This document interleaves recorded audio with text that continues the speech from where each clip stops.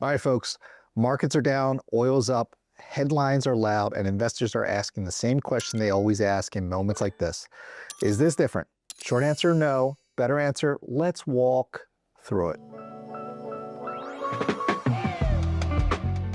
So, what actually happened in the last quarter? Let's start with the scoreboard because context matters more than headlines.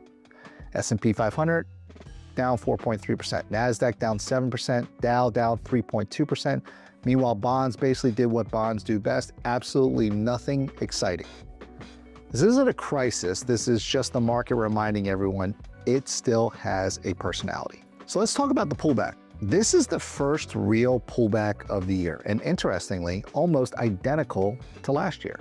Here's some key insights to this. Average intra-year drop since 1980 is about 15%. Pullbacks happen 4 to 5 times per year. So if this feels uncomfortable, good.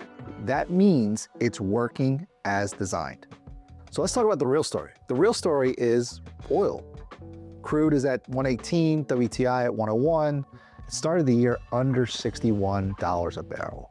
This is driven by disruptions in the Strait of Formosa. About 20% of global oil supply flows through there. So yes, you're feeling it. Gas prices are back around $4, but here's the part most people miss. This is typically temporary. Markets don't love uncertainty, but they're very good at adapting to it.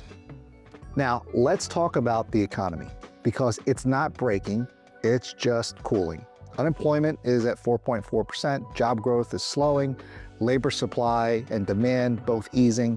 This is what a normalization looks like, not a collapse. Consumers are still spending, and that's over 2/3 of GDP.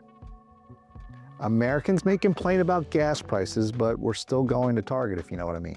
All right, here's where it gets interesting, because the headline index doesn't tell the full story.